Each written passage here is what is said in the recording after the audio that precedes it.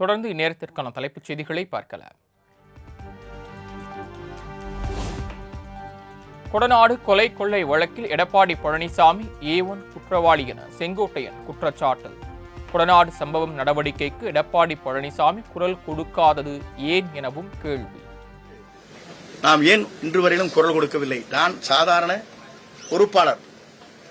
இந்த இயக்கத்தை வளர்த்தவர், நாம் தெய்வமாக நேசிக்கப்பட்டவர். அம்மாவுடைய இல்லத்திலே நடைபெற்ற நிகழ்ச்சி, பல்வேறு கொலைகள் நடைபெற்றிருக்கிறது, 3-4 கொலைகள். அப்படிப்பட்ட நிகழ்ச்சி இருக்கின்ற போது ஏன் திராவிட முன்னேற்ற கழகத்திற்கு குரல் கொடுக்கவில்லை என்பதுதான் என் தொண்டருடைய கருத்தாக இருக்கிறது என்பதை நான் இந்த நேரத்திலே தெரிவித்துக் கொள்கிறேன்.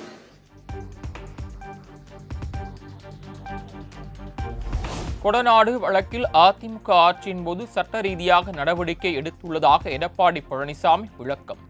செங்கோட்டையன் பேச்சு மூலம் அவரது இத்தனை நாள் வன்மம் வெளிப்பட்டு விட்டதாகவும் விமர்சனம். கொடநாடு பற்றி பேட்டி கொடுத்திருக்கிறேன். அனைத்து இந்திய அண்ணா திராவிட முன்னேற்ற கழகம் இருக்கும்போது சட்ட நீதியாக நடவடிக்கை எடுத்திருக்கிறேன். பல முறை அதை பேசியிருக்கிறேன். ஒரு குற்றம் புரிஞ்சா ஒரு அரசாங்கம் நடவடிக்கை எடுக்கும், அதுதான் செய்யும். அதான் நாங்களும் செஞ்சோம். அது மட்டும் இல்லை, 2-3 கொலை நடக்கினாரு. என்ன ஒரு கட்சி இப்படிப்பட்ட வன்மத்தனமாக இருக்கிறவெல்லாம் எப்படி இருந்திருப்பார்? கட்சிக்குள்ள இவரையெல்லாம் வச்சிருந்தா எப்படி இருக்கும்? எப்படி மனசுக்குள்ள ஒன்று வச்சு வெளியில் ஒன்று நாடகத்தை அரங்கேற்றிக்கணும்? இதுல இருந்து தெல்ல தெளிவா இருக்குது. இதெல்லாம் கொடநாடு வழக்கு குறித்து பேசினாலே EPS பதறுவது ஏன்? மதுரையில் செய்தியாளர்களுக்கு பேட்டியளித்த அமமுக பொதுச் செயலாளர் TTV தினகரன் கேள்வி. கொடநாடு கொலை வழக்க அதை பத்தி பேசினாலே பழனிசாமி பதறாருல, அதுக்கு காரணம் என்னன்னு அவர்கிட்ட கேள்வி.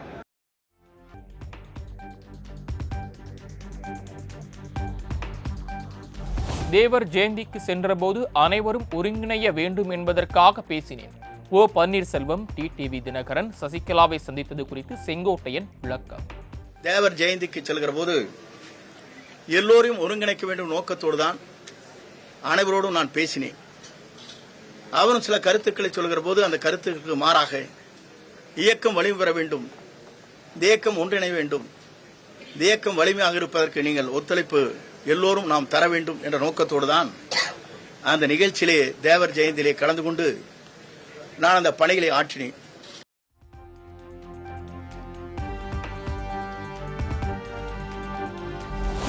O பன்னீர்செல்வம் உள்ளிட்ட அனைவரும் பிரிந்து சென்றவர்கள் அல்ல, நீக்கப்பட்டவர்கள்.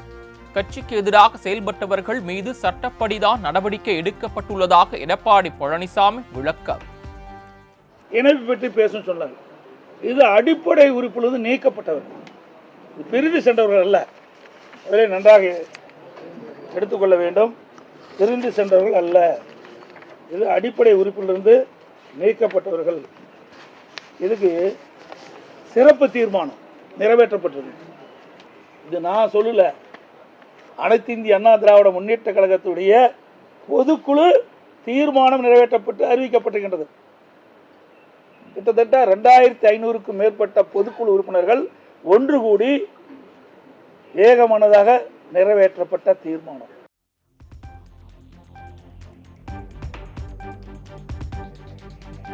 திமுகவை ஆட்சியில் அமர்த்த O பன்னீர்செல்வம், செங்கோட்டையன், TTV தினகரன் விரும்புகிறார்கள். 2026 திமுகவை ஆட்சியில் அமர்த்த B டீமாக இவர்கள் செயல்படுகிறார்கள் எனவும் எடப்பாடி பழனிசாமி குற்றச்சாட்டு.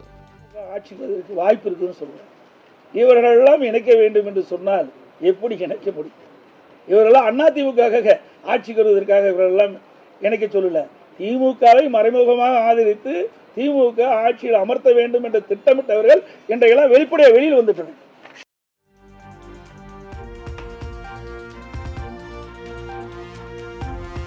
திமுகவின் B டீமாக எடப்பாடி பழனிசாமி தான் செயல்படுகிறார் என TTV தினகரன் விமர்சனம். 2021 சட்டமன்ற தேர்தலில் வெற்றி பெற்று திமுக ஆட்சிக்கு வர EPS தான் காரணம் எனவும் குற்றச்சாட்டு. ஊருக்கே தெரியும். 21 தேர்தலில் திமுக ஜெயிப்பதற்கு காரணமே பழனிசாமியோடைய அந்த குறுக்கு புத்தி தான். அதுபோல 24 பாராளுமன்ற தேர்தலில் திமுக 39 இடங்களையும் ஜெயிப்பதற்கு காரணமே பழனிசாமியுடைய அந்த பி டீம் செயல்பாடு தான். ஏன்னா தான் மீது எந்த வழக்கும் வந்துவிடக்கூடாது என்பதற்காக அவர் போடுகின்ற வேஷம் தான் அது.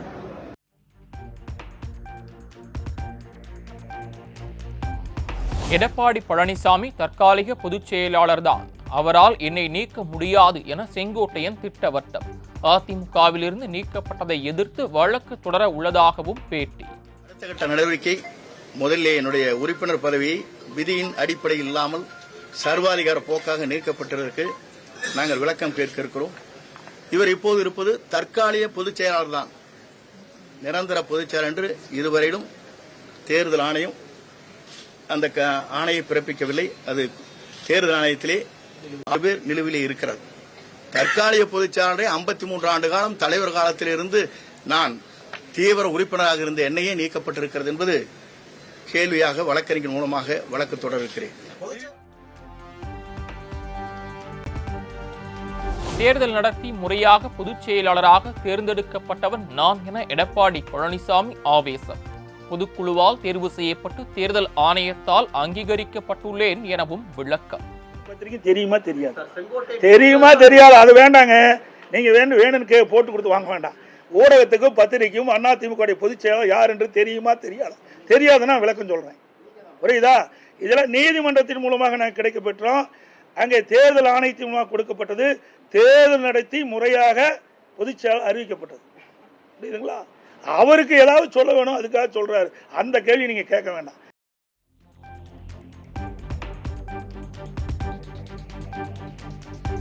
துரோகத்திற்கான நோபல் பரிசு எடப்பாடி பழனிசாமிக்கு தான் வழங்க வேண்டும்.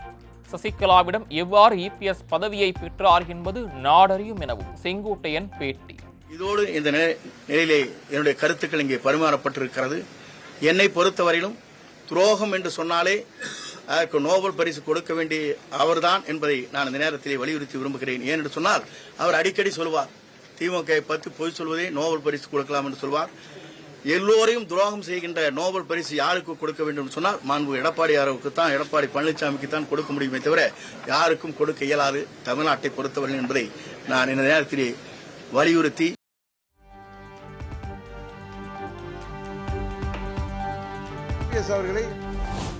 சிறையில் இருந்த சசிகலாவை கட்சியிலிருந்தும் பொறுப்பிலிருந்தும் நீக்கிய எடப்பாடி பழனிசாமி தான் துரோகி என டிடிவி தினகரன் விமர்சனம்.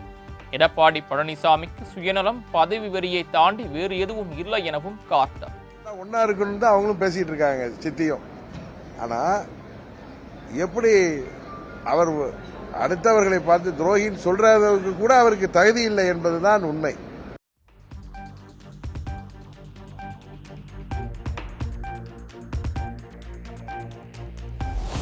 அடுத்த கட்ட நடவடிக்கை குறித்து விரைவில் அறிவிப்பேன். அதிமுகவிலிருந்து நீக்கப்பட்ட செங்கோட்டையன் பேட்டி.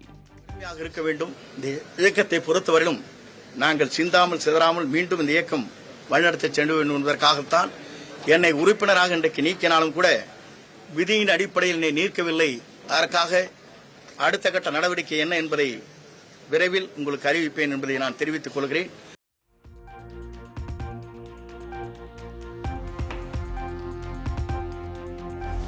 அதிமுகவை அழிக்கும் வியூகத்தோடு பசும்பொன்னில் OPS, செங்கோட்டையன், டிடிவி தினகரன் ஆகியோர் தேர்தல் நாடகத்தை அரங்கேற்றியுள்ளதாக RB உதயகுமார் குற்றச்சாட்டு.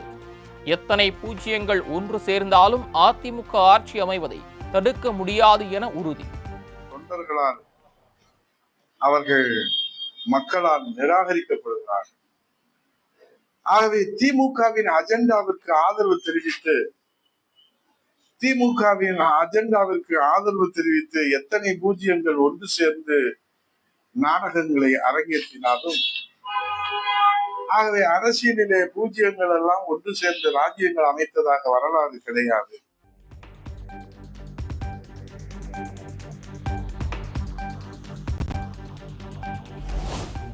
அதிமுகவிலிருந்து விரைவில் நிர்வாகிகள் திமுகவிற்கு வர இருப்பதாக அமைச்சர் சேகர் பாபு தகவல். அதிமுக தலைமையை விரும்பாதவர்கள் தமிழக முதலமைச்சரை தேடி வந்து சங்கமிப்பார்கள் எனவும் பேட்டி. தமிழக முதல்வர் அவர்களை தேடி வெகு விரைவில் சங்கமிப்பார்கள். தமிழக முதல்வருடைய கரத்தை அவர்களும் சேர்ந்து ஏற்கனவே பலமாக இருக்கின்ற எங்கள் முதல்வர் கரத்தை பலப்படுத்துவதற்கு உதவியாக இருப்பார்கள்.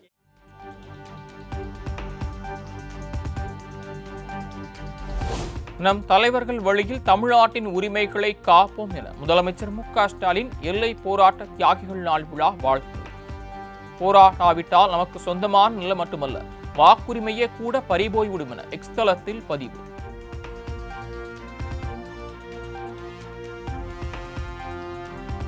மக்கள் விரோத திமுகவிடமிருந்து மக்கள் சக்தியின் துணையோடு தமிழ்நாட்டை மீட்போம் என தவேக தலைவர் விஜய் தமிழ்நாடு நாள் வாழ்த்து. 2026 உண்மையான மக்களாட்சியை அமைப்போம் எனவும் சூளுரை.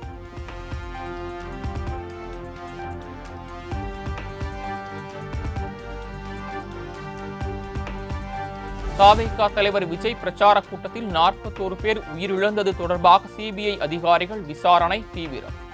கூட்டம் நடைபெற்ற வேலுச்சாமிபுரத்தில் சாலையை அளவிட்டு 2வது நாளாக ஆய்வு.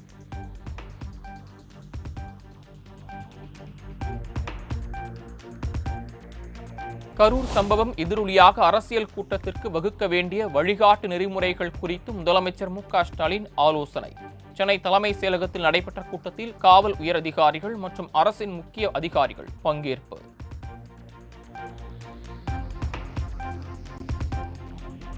கிண்டி ரேஸ்கோர்ஸ் மைதானத்தில் 118 ஏக்கரில் அமையவுள்ள சுற்றுச்சூழல் பூங்கா அடிக்கல் நாட்டி பணிகளை தொடங்கி வைத்தார் முதலமைச்சர் மு.க.ஸ்டாலின். புதுச்சேரி கடற்கரையில் கோலாகலமாக நடைபெற்ற விடுதலை நாள் விழா. தேசிய கொடியை ஏற்றி வைத்து காவல்துறையினரின் அணிவகுப்பு மரியாதையை ஏற்றுக்கொண்டார் முதலமைச்சர் ரங்கசாமி.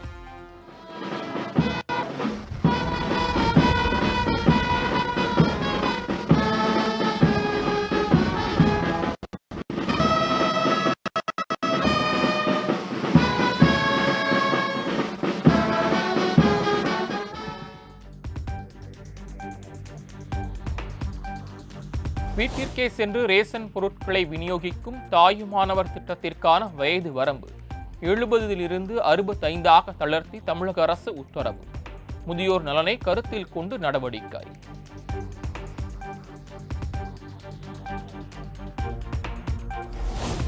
வருகிற 7ஆம் தேதி விசாரணைக்கு ஆஜராக முன்னாள் அமைச்சர் சி.வி. சண்முகத்திற்கு மாநில மகளிர் ஆணையம் மீண்டும் சம்மன். விழுப்புரத்தில் நடைபெற்ற அதிமுக கூட்டத்தில் இலவச திட்டங்களை ஒப்பிட்டு பெண்கள் குறித்தும் சர்ச்சை கருத்து.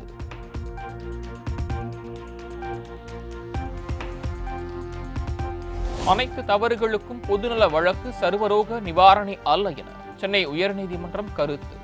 தனிப்பட்ட பிரச்சனைகளை தீர்த்துக் கொள்வதற்காக பொதுநல வழக்கை பயன்படுத்த அனுமதிக்க முடியாது எனவும் திட்டவட்டம்.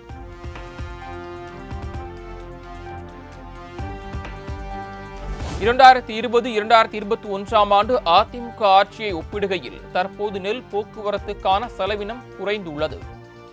தமிழ்நாடு நுகர்பொருள் வாணிபக் கழகத்தின் நெல் போக்குவரத்து தொடர்பாக அமைச்சர் சக்கரபாணி விளக்கம்.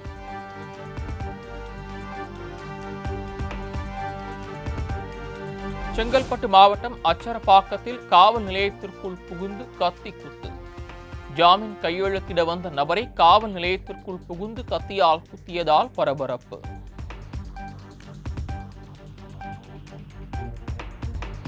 சென்னையில் ஆபரண தங்கத்தின் விலை சவரனுக்கு 80 ரூபாய் உயர்வு.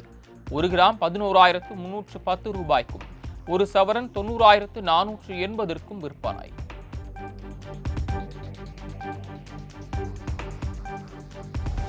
தாய்லாந்திலிருந்து சென்னைக்கு கடத்தி வரப்பட்ட 87 லட்சம் ரூபாய் மதிப்பிலான தங்கம் பறிமுதல். குருவியாக செயல்பட்ட இளைஞரை கைது செய்து சுங்கத்துறை அதிகாரிகள் விசாரணை. வணிக பயன்பாட்டுக்கான சிலிண்டர் விலை 4 ரூபாய் 50 காசுகள் குறைந்து 1075க்கு விற்பனை. சமையல் பயன்பாட்டிற்கான 14.2 கிலோ சிலிண்டர் விலை மாற்றமின்றி 868 ரூபாய் 50 காசுகளுக்கு விற்பனை செய்யப்படுகிறது.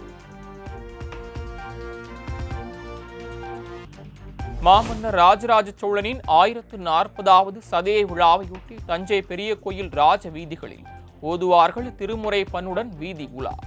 மாமன்னர் ராஜராஜ சோழன் சிலைக்கு அரசு சார்பில் மாவட்ட ஆட்சியர் பிரியங்கா பங்கஜம் மாலை அணிவித்து மரியாதை.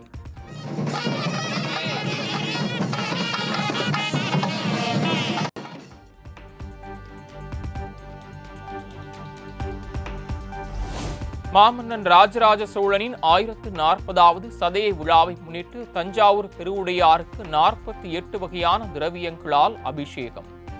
ஏராளமான பக்தர்கள் பங்கேற்று அரோகரா முழக்கம் எழுப்பி வழிபாடு.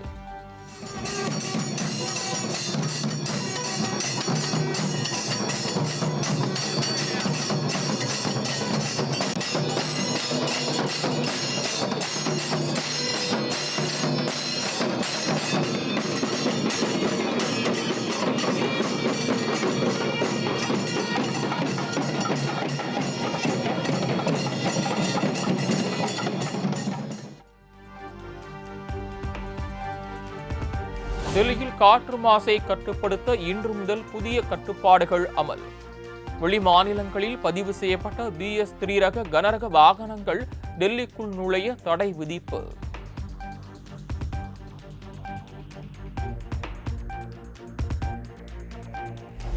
வெனிசுலாவுக்குள் புகுந்து தாக்குதல் நடத்தும் திட்டம் எதுவும் இல்லை. போதைப் பொருள் கடத்தலை தடுக்கும் நோக்கில் தாக்குவது குறித்து பரிசீலிக்கவில்லை என அமெரிக்க அதிபர் ட்ரம்ப் தகவல்.